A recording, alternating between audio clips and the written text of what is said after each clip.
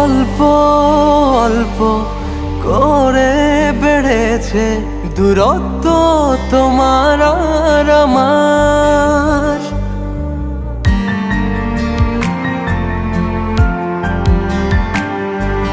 ভাবিনি কখনো আসবে দিনও যা দেখতে হবে দুজনার।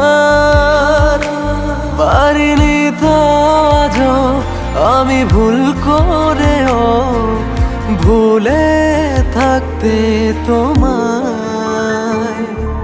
পড়ে আছি সেই ঠিকানায়।